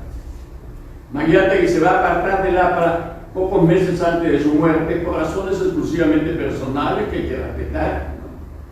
Y por otro lado, hay que reconocer, si en estos momentos estamos celebrando los 100 años de la fundación del APRA, tenemos que reconocer, alabar, ¿no?, y señalar la importancia que tuvo la fundación del APRA como movimiento José Carlos Mariátegui. Fue él el que organizó entre comillas, porque de lo que se trataba era lo siguiente: existía una gran infraestructura partidaria. Esa gran infraestructura partidaria quedó completamente desorientada. Cuando Ayala Torre propició todas las grandes luchas, incluso en provincias, y acá en Lima, la lucha por la jornada de las 8 horas, la lucha contra el alza de los productos de primera necesidad, la lucha de defensa de la libertad de culto, cuando se trató de utilizar una figura religiosa con fines políticos, la fundación de las universidades populares, con Manuel González Prada, el permitir que las mujeres pudiesen ingresar a las universidades. Las mujeres hasta ese momento solo estudiaban hasta tercero de secundaria. Víctor Raúl fundó una escuela para que las señoritas pudiesen terminar la secundaria e ingresasen a las universidades. Vamos a tener estas discípulas de Ayala Torre, que fueron las primeras profesionales del Perú. Doris Clark, la primera ingeniero, Manuelita Neiga y Susana Solano, sus nombres apristas, ¿no? Las primeras abogadas, las hermanas Alberti, una de ellas la primera doctora en literatura y la otra la primera doctora en educación, todas formadas por ella. Se va a tener la gran reforma universitaria. Todas esas luchas y todas esas conquistas las logró Ayala Torre siendo militante activo del movimiento anarquista, del movimiento de la protesta. Y ahí empezó a tener dificultades con los viejos anarquistas, porque para que tuviesen éxito estas diferentes luchas, había que organizar. Y eso, para los viejos anarquistas, era un pecado mortal imperdonable. No se podía ir contra la espontaneidad del pueblo. No puede haber ningún tipo de organización, porque eso impediría que el pueblo espontáneamente, pero no fue así. Y todo el problema fue porque Víctor Raúl tomó conciencia que era necesario no solamente que exista un frente de trabajadores manuales e intelectuales para que espontáneamente, al libre albedrío de cada cual, se tenga la lucha, sino había que aglutinarlos, había que organizarlos. Ese fue el motivo. Entonces, la expulsión de Ayala Torre y de Mayati va a traer consigo la desaparición del movimiento anarquista como movimiento, pero las bases, su infraestructura continuaba.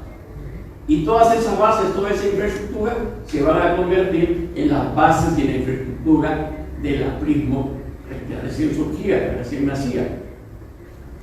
Basadre, cuando habla de la fundación del APRA, dice que es un milagro, no tiene otro nombre que sea un milagro, que surge un gran movimiento político, pero no del modo tradicional, aluviónico, sino organizado, disciplinado. Y eso no fue un milagro, esa infraestructura, esa organización ya existía, era la del movimiento anarcosindicalista. Estudiar a Arévalo es estudiar también nuestra principal fuente de la que surgimos. Nuestros cultos a todos nuestros muertos, a todos nuestros mártires, a nuestros desaparecidos, creo que habría que centrarnos en una época. La gran clandestinidad, nuestro mártir que representa a la gran clandestinidad, es Arévalo. Nuestro mártir que representa la persecución de Odría es Lucho Negreiros. Nuestro mártir que representa a todos aquellos que murieron por la campaña demencial del Sendero Luminoso es Rodrigo Franco. Son esos tres, creo que los que encarnan y expresan el martirologio aprista en estas tres etapas. En la gran clandestinidad, Arévalo. En la dictadura de Odría, que está indudablemente nuestro compañero Negreiros, y en la lucha demencial del Sendero Luminoso, Rodrigo Franco. Tenemos que recordar a nuestros muertos y al mismo tiempo tenemos que luchar para preparar a nuestros jóvenes para las grandes jornadas que se avecinan. Esa gran revolución soñada por González Prada, por Gaya de la Torre y por todos nuestros grandes luchadores, se tiene que llevar a cabo. Tenemos que crear un nuevo Estado, una nueva democracia. Nosotros no somos un partido político para continuar con esa tradición política de Perú, sino para modificarla sustancialmente. Tenemos el modelo de lo que debe ser un Estado confederativo, cuyo poder está en el Congreso Económico, y eso tiene que hacer la juventud. Indudablemente hay que ir aclarando también muchos conceptos. Muchas cosas se han aclarado, pero se requiere aclarar algunas cosas. Por ejemplo, se ha señalado que durante esas grandes persecuciones hubo un asesoramiento, y no solamente asesoramiento, sino casi una guía de elementos fascistas y de elementos nazis. ¿Cuál fue el contacto? Estoy convencido que el contacto fue una persona, estuvo estrechamente vinculados a ella en Italia, José de la Riva Huevo. José de la Riva Huevo jugó un papel importantísimo. No solamente fue presidente del Consejo de Ministros, alcalde de Lima, sino tenía plenamente contactos. Adiós, gracias a la Universidad Católica. Publicó también el tomo en el cual Riva Huevo hace los elogios, ¿no?, al fascismo y temas políticos. Hablando con el gran maestro, fue uno de los grandes maestros que estuvo en la Católica, José Agustín de la Puente Cantamo, porque no se publicaba ese tomo. Le dije, fíjese, maestro, es importante respetar a las personas y esas obras políticas de José Larrañaga también tienen que publicarse. Y me dijo lo siguiente, fíjate, Hugo, el problema es que no hay quien haga el prólogo. Si tú te encargas en encontrar una persona para el prólogo, lo publico enseguida. Se lo comenté a Luis Alberto Sánchez. Y el maestro Sánchez me dijo, Hugo, la persona ideal sería Rodríguez Pastor. Hablo del abuelo, del que fue ministro de Odría, del que logramos imponerlo, ya muy anciano, que había que llevarlo como decano de la Facultad de Derecho de la Católica para impedir que los caballeros tomasen en ese momento la Facultad de Derecho. Y Rodríguez Pastor escribió el prólogo y de ese modo fueron publicadas entre las obras completas todos estos artículos. Sigue un punto para investigar. Y otra cosa, los términos se usan inadecuadamente y muchas veces cuando se usan inadecuadamente se hace con fines políticos subalternos, como eso del anarcosindicalismo, cuando el sindicalismo no existía. No podía haber anarcosindicalismo en el Perú. Hay que ir precisando los términos. Por ejemplo, todos esos enclaves que se hicieron acá en el Perú está todavía dentro de la última etapa del colonialismo, que ya no buscaba un colonialismo político, sino un colonialismo económico a través de enclaves, que no está propiamente dentro del imperialismo. El imperialismo va a significar otra cosa, va a significar la explotación del superávit de bienes y de moneda para que no quede en un país, que es otra cosa. Eso no significa que el imperialismo señaló que ya no existía el colonialismo, que las injusticias del colonialismo habían quedado atrás. Lo que decía es que la persecución al pueblo, la explotación al pueblo estaba en un grado todavía más alto de explotación. Como ahora es difícil que entre dentro de una concepción, una interpretación, histórica, que el imperialismo continúe, lo que no significa que el imperialismo haya desaparecido y dejó de explotar, sino que el imperialismo ha entrado en una fase de mayor explotación, donde prevalece ya el dinero, donde prevalece la economía únicamente, de papel, la moneda papel, etc., que significa otra cosa. Pues, tenemos que ser abiertos, tratar de hablar con precisión y rescatar efectivamente nuestra historia, porque es rescatar la historia del Perú. Y dentro de esta historia, nadie podrá negar que el partido clave que cambió toda la historia política del Perú ha sido el APRA y no otros movimientos.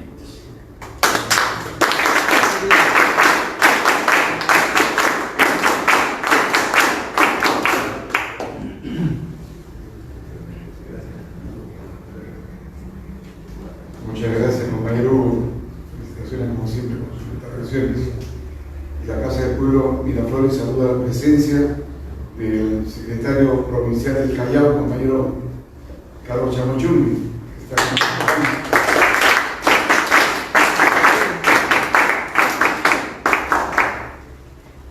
Compañero secretario nacional de organización del Partido Aprista Peruano, Enrique Melgar Moscoso.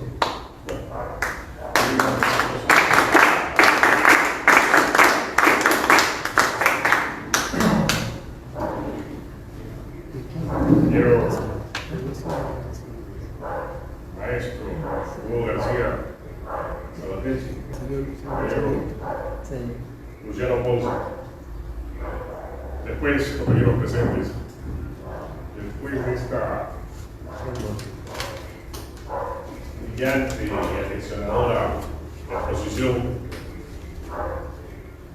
en realidad cuando muchos años hemos ido consecutivamente a la Cruz de Arévalo, creo que esta noche nos queda la emoción y el compromiso de seguir viendo muchos años más, pero más allá de seguir viendo muchos años más, es de justamente emular ese legado del hombre completo, como dijo Gabriel Hidalgo. Entendemos que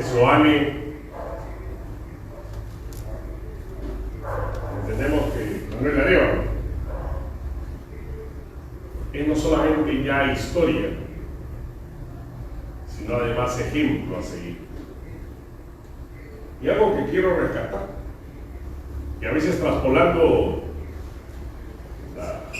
las etapas en la historia, mientras en los 30 había grupos que iban más allá de lo que podríamos ver, grupos de poder, esas fuerzas ocultas que querían desaparecer el partido. Creo que también en estas épocas hay algunas otras fuerzas ocultas que quieren lograr lo mismo. Y para eso estamos aquí todos. El no permitirlo. Ya no será una brigada política de gobierno la que quiera matarnos. Deben ser de repente algunas brigadas lobistas que quieran desaparecer al partido para poder negociar. Pero creo que queda claro el mensaje que con vuestra presencia y con sobre todo esa trascendencia de acción política que hay en cada uno de los distritos, de los sectores, de las provincias y de las regiones en el partido, definitivamente el partido aprista ha entendido clara esa imposición que nuestro deber de honrar es nuestro deber de transformar y de consolidar nuestro partido. Estoy seguro, y acaba el compromiso desde la Secretaría Nacional de Organización también, alentar la mayor participación de jóvenes. Y que pasemos de esa etapa no solamente ya de honrar a los muertos, sino más bien de promover más jóvenes. Muchas gracias a todos ustedes por su presencia. Gracias.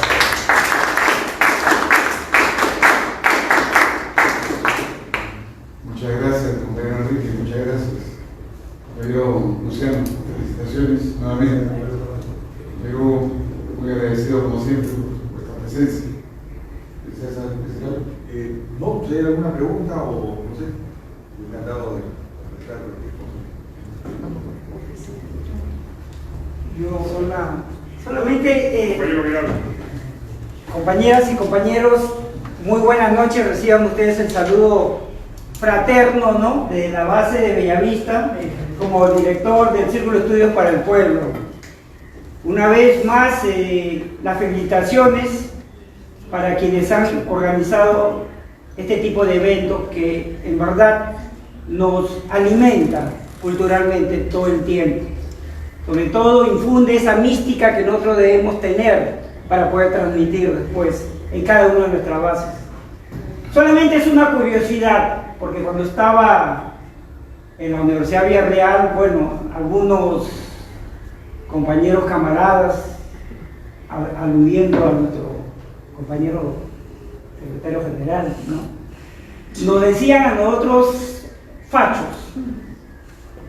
Y después por ahí nos decían, ¿no?, como un ejemplo, ¿no?, el saludo del pañuelo blanco es algo que copiaron, que no fue una creatividad propia de él.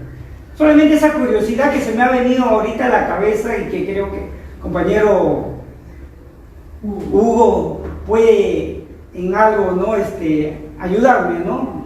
Y no solamente para mí, sino para todo uno de nosotros. Muchas gracias. Muchas gracias. Gracias, compañeros.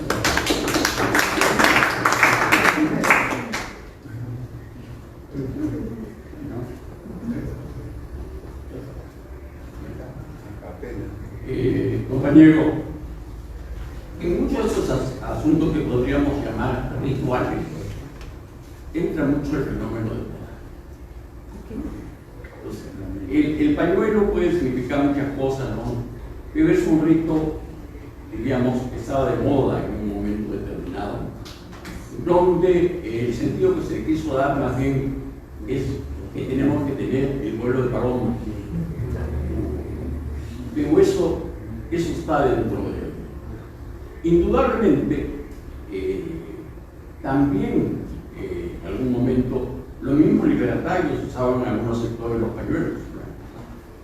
Entonces no es algo exclusivo de Lata, es un fenómeno, algo ritual, donde la moda tiene cauces que no necesariamente siguen los cauces del intelecto de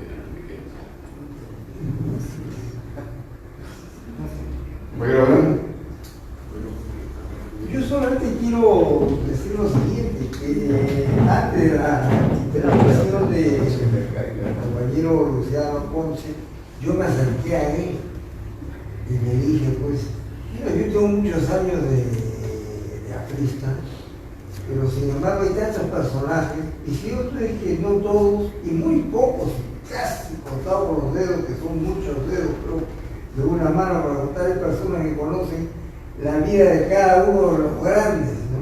Entonces yo le digo, mira, yo he escuchado, respeto al compañero Arévalo, que es más, comencé mi militancia en el pasaje a Arévalo, pero yo quisiera, le digo, que haga una explicación para entender y saber quién es. Eso es lo que voy a hacer. Y yo lo felicito porque lo he hecho muy bien. Yo ahora sí podría salir de aquí y decir, ya sé quién es Arévalo. Y además estoy muy contento por estar al lado de un equipo de organizadores que ya pues Miraflores lo tenemos y de Nacional igualmente, y estar también con el maestro Hugo García Salvatech, que es una eminencia, pero no solamente es una eminencia que viene a hablar, no, yo creo que está formando generaciones intelectuales. Y Luciano es un discípulo del doctor Hugo García Salvatech. Yo también me voy a enseñar a acercar a él, aunque ya sería un discípulo muy viejo.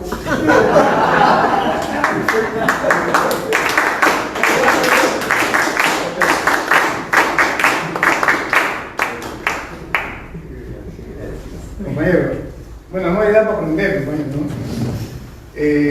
Quienes hablan es el compañero Chamuchungui de la base del Callao. Soy el secretario provincial por ahora, ¿no? Digo por ahora porque así son los cargos, ¿no? Todos son pasajeros. Compañeros, primero quiero felicitar al compañero Luciano por su posición, ¿no? El rescate de Arévalo, que no hace Luciano ya no de hoy día, sino hace algunos años, ¿no? Es importante, y como dijo el maestro Salvatech, sería importante ya ir diseñando el libro, ¿no? Que todos lo queremos. Yo estoy seguro que él lo está haciendo, ¿no? Luciano es así, lo está escribiendo seguro, con todo el bagaje que tiene y sobre todo la investigación. Es importante que el pueblo, ¿no? El pueblo aprista y el pueblo en general conozca quién fue Arévalo, ¿no? Para rendirle el verdadero homenaje que se merece, ¿no? Pero compañeros, yo solamente quería no solamente saludar a los dirigentes también de Miraflores, al compañero Melgar, secretario nacional de la organización, sino creo de que el compañero Salvatech dijo algo muy interesante, que es el tema de la organización, ¿no? Ahí está el secreto del partido, compañeros, la organización. Recuerdo en los 70, cuando estábamos en la época de Velasco Alvarado, está el compañero Cosío, que nos conocimos ahí junto con el compañero Mauricio Mulder y otros compañeros más, de esa etapa histórica, se puede decir ahora, ¿no? Me acuerdo que el jefe, ¿no? Estaba los martes, los jueves y los sábados instruyendo a todas las juventudes, pero además estaba todos los días, ¿no? Entonces, nosotros sabíamos qué hacer los días martes, después del Parlamento. Íbamos a dar examen a la Plaza San Martín y al Parque Universitario. A veces teníamos que ir también a la Plaza Unión. Por supuesto que acabábamos 3, 4 de la mañana y a veces a combazos, ¿no? Entonces, pero ya nos habíamos acostumbrado, ¿no? Y los días jueves eran los coloquios con el pueblo.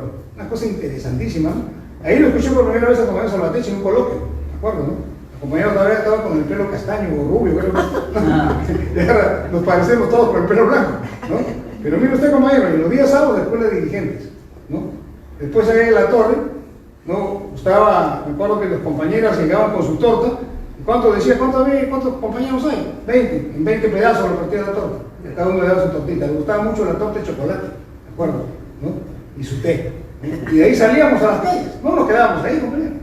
Como ya se iba a gritar, nosotros íbamos a polemizar a eso de las 12 de la noche a la Plaza San Martín. Y ahí estaban los rábanos esperándonos. Nosotros estábamos, ¿no? Entonces, Claro, eso ya no se da hoy día, ¿no? Pero eso no significa que se pueda retomar, compañero, ¿no? No solamente eso, sino el trabajo de base, ¿no? Yo voy a esto, compañero, la organización es importante en el partido. Si no hay organización, no hay nada, ¿no? La organización, algunos dicen ya pasó de la nueva, no, compañeros. La organización del sector, la organización de los ciclos de estudio, como tienen los compañeros de Bellavista, la organización del comité, la organización celular, donde no hay un comité, pues hay un compañero, esa es la célula, ¿no? Entonces, eso tenemos que reforzar, compañeros, ¿no? Y no es una organización pasada de moda, es mentira. Es una organización que ha permitido que el APRA superviva hasta hoy día, compañeros. Por eso yo felicito a los compañeros de esta organización, a los compañeros de Miraflores, por hacer estas conferencias. Y en el Callao también la estamos haciendo, compañeros. Hemos dejado un poquito de hacerla por problemas, pero, por ejemplo, el sábado pasado hemos celebrado el centenario del jefe, un lleno total, compañeros, en el partido no, sino en un club, el Club de Tiro de Bellavista, donde yo gente hasta que no era prista, inclusive, ¿no? Pasaban y miraban y decían, y el APRA renació nuevamente. ¿Y el local? El local, eso es otro problema, ¿no? Ya lo hemos conversado hace un rato con los compañeros, ¿no? Bueno, compañeros, entonces yo quiero, compañeros, nuevamente saludar a los compañeros y creo que esto es importante para la cultura prista, es importante para el pueblo, no solamente aprista, sino hay que llegar hasta el ciudadano, que no conoce, compañeros, esto. Por eso yo creo que es importante de alguna manera organizar eventos, pero invitando a la gente, al vecino. De repente se invita a 100, que vengan 5, no importa, compañeros, pero es importante que nos escuchen, ¿no? No a puertas cerradas, sino a puertas abiertas, ¿no? Tenemos que entrar en una nueva política, ¿no? Un conversatorio diferente con el pueblo que no es aprista. Eso a nosotros nadie nos va a convencer, estamos convencidos del aprismo. Lo que hacemos nosotros con la investigación, por ejemplo, de Luciano, es conocer un poco más, ¿no? Pero tenemos que ir hacia el pueblo que no es aprista, ¿no? No para convencerlos, sino para que sepan qué es el APRA y lo van a respetar, compañeros. Muchas gracias, saludos a todos los de la base de Miraflores y los de otras bases, y bueno, mi abrazo fraterno.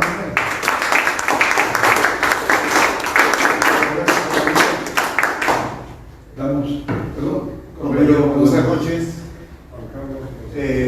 Mis saludos a la mesa que he expuesto sobre el tema del compañero Arevalo. El que se hace presente es de la base del distrito de Villa María del Triunfo. Excelente la exposición por parte de la mesa directiva. Mis sinceras felicitaciones a todos ustedes, algo que aprendemos un poco más cada día. Pero aparte de lo que vengo a informar a ustedes también lo siguiente. Dentro de nuestro propio distrito estamos solicitando, y esto va directamente con el compañero presente acá del distrito de Villa María, estamos presentes varios villamarianos, fichas para volvernos a inscribir al partido Aprista Aprobando. Lo solicito a usted, compañero Enrique Herrera, ante la mesa. Hemos hecho una reunión partidaria en la cual no estamos reconocidos aún, según el Jurado Nacional de Elecciones. Tengo videos de los compañeros que han estado presentes.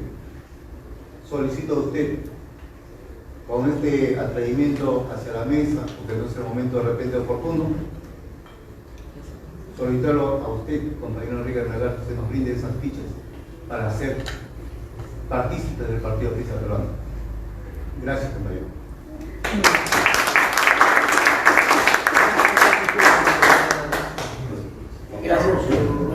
Bueno, compañeros, ¿cómo están? Buenas noches. La verdad que me siento muy contento realmente, ¿no? Después de muchos años que lo escucho a Luciano, y la verdad que me he quedado muy alegre, muy feliz, porque he visto que es una persona que en estos tiempos ha desarrollado toda una investigación. Y creo que eso es lo que tiene que hacerse en política, ¿no? La política es científica, es investigativa, y hoy día la lección que nos ha dado Luciano creo que ha sido magistral, ¿no? Porque realmente nos ha permitido conocer un personaje y sobre todo lo hemos conocido a profundidad, ¿no? Con esos detalles de la tortura, etcétera, etcétera, con esa demostración de esa acta de defunción. Creo que ese es el verdadero labor de un partido político. Creo que una de las grandes fallas que hemos tenido en los últimos años ha sido que el APRA dejó de educar. Y si nosotros éramos grandes, fuimos grandes, es porque ahí en la Torre se caracterizó por ser un gran educador. Y creo que estos eventos que están haciendo Fernando constantemente, ¿no? Nuestro secretario general Enrique y el maestro García Cervatechi siempre ilustrando y educando, creo que es la forma de hacer aprismo, ¿no? Yo creo que el APRA surgió como un movimiento reivindicativo, pero sobre todo como un movimiento que educaba al pueblo peruano. Y si hemos perdido espacio en los últimos años es porque hemos dejado de educar. Así que reiterarle mi felicitación a todos los miembros de la mesa. Creo que estos eventos, como dijo un compañero, hay que transmitirlos, hay que hacerlos masivos, y creo que esa es la forma de que vean lo que es el otro APRA, no el APRA ese que se ve en las calles difuso, confundido, dividido, ¿no? Sino el APRA que transmite educación, que transmite cultura, y creo que eso es lo que nosotros tenemos que poner fuerza y ahínco, ¿no? Acá tenemos realmente grandes académicos, grandes valores, realmente con mucho conocimiento, con mucho trajín y con mucha experiencia, pero necesitamos una gran renovación en el partido, ¿no? Yo le pido a la mesa directiva, a Enrique, a todos los presentes, que nos ayuden a que este partido crezca nuevamente, que se fortalezca, que se renueve, que haya un cambio de imagen del APRA, porque el Perú necesita un país, un partido sólido, como siempre ha sido el APRA. Hoy día el pueblo peruano, hay que decirlo, está totalmente abandonado, está a la deriva. No hay una clase dirigente. Los políticos que son parte de la clase dirigente pierden 2 días en debates irrelevantes como los caviares, ¿no? A ese nivel hemos llegado, sin una falta de visión de lo que está pasando en el Perú, en nuestras fronteras. Los niños del Perú estudian en los colegios de los países vecinos, generando un derecho internacional del último sideti, que en cualquier momento esos terrenos pueden ser parte de otros países. Entonces estamos abandonando realmente a nuestra nación, y por eso que creo que este tipo de eventos como el que estamos viendo hoy día, la verdad que me voy muy satisfecho, me voy muy contento, porque en primer lugar he aprendido algo más hoy día, y cada día que uno aprende algo más, creo que como ser humano crece. Y hoy día la verdad que me voy contento con todas las palabras de todos ustedes, porque siento que he crecido. Muchas gracias a ustedes.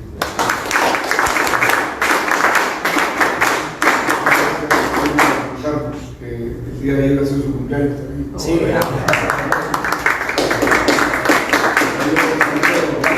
voy a ser sumamente breve porque creo que los compañeros ya lo han dicho todo. Lord Byron decía, ¿no?, una frase que calza perfectamente a Manuel Arévalo: estoy entre ellos, pero no soy como ellos. Una frase de Lord Byron.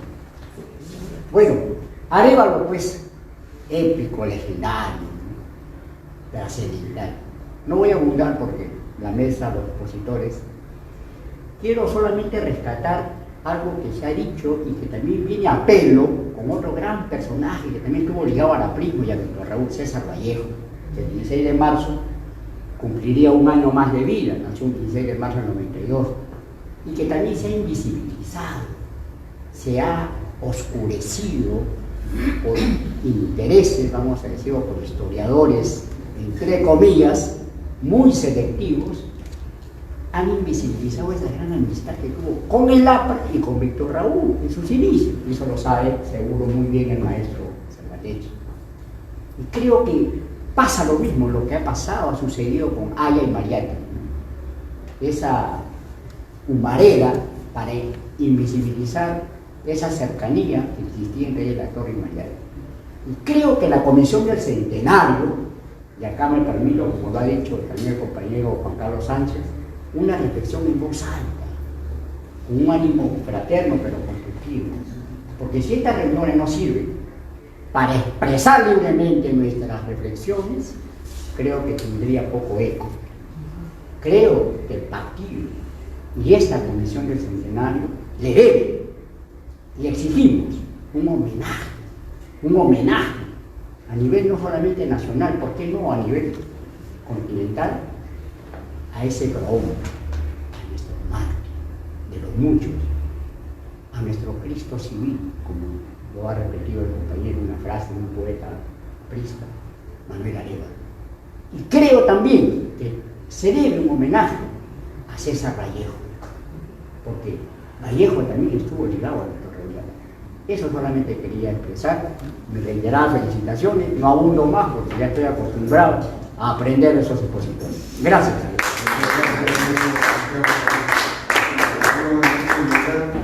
Una palabra que me pide. Un minutito nomás, si me permiten, ya que ha habido una inquietud respecto a las fichas. Bueno, decirles, y que entiendan, que nosotros, ni bien nos inscribimos, culminado el proceso de inscripción, comenzamos un proceso permanente de afiliación y se repartió a cada dirigente, porque tenemos que empezar siendo institucionalistas para que no haya ese desorden, y se repartió a todos los dirigentes a nivel nacional. Se han repartido 40.000 fichas. Bueno, sin embargo, vemos a lo largo de este año que ya increíblemente vamos a tener un año ya de inscritos, del 24 de marzo, del 23 ya vamos a cumplir un año. En muchos lugares hemos visto que permanentemente cuando hoy algunas bases no tienen ni idea del proceso de inscripción, no están, recién se están dando cuenta que no figuran. Y es por eso que hemos sacado una directiva, la 04, ¿no? Que hemos puesto de plazo de recolección de fichas para hasta el 20 de abril. Sin embargo, compañeros, decirles también que hemos ampliado el tema de la distribución de las fichas. Compañero, con mucho gusto, todos los días desde 4 de la tarde a 7 de la noche, en la Casa del Pueblo de Alfonso Ugarte, pueden ir a recoger. Y a los compañeros militantes se les va a entregar 20 fichas máximo. Militantes. Correcto. Entonces, si devuelven la 20 fichas, le damos 40. Si devuelven la 20, le damos 40. Si devuelven las 40, le damos 80. ¿Correcto? Estamos en eso. Son pocas las fichas que se están repartiendo. ¿Ya? No hemos estado repartiendo nadie, porque ya se había hecho el reparto a los dirigentes. ¿Correcto? Entonces ahora, ya a raíz de esta directiva es que se está repartiendo a los que son los militantes. Antes no. Pero queremos que todos estén. Además, quiero decirles algo, es increíble que ahora ya está empezando el proceso electoral y hay muchos compañeros que ni siquiera están, y muchos candidatos que ya están hasta candidateando internamente, no figuran en los padrones. Y tienen que estar hasta el 16 de julio, ya deben estar inscritos. Por eso, que todo el lote se va a entregar, ¿no?, al personero legal como corresponde, que es el que hace el trámite de la entrega de fichas. Solamente eso, compañeros, para el conocimiento, con mucho gusto. Antes todavía. Eso es todo. Gracias. Concluimos la noche, compañeros. Muchas gracias. El próximo martes, aquí en la Casa del Pueblo, tenemos agenda social. Como siempre, a las 6:30, por favor. Muy agradecido por vuestra presencia. Vamos.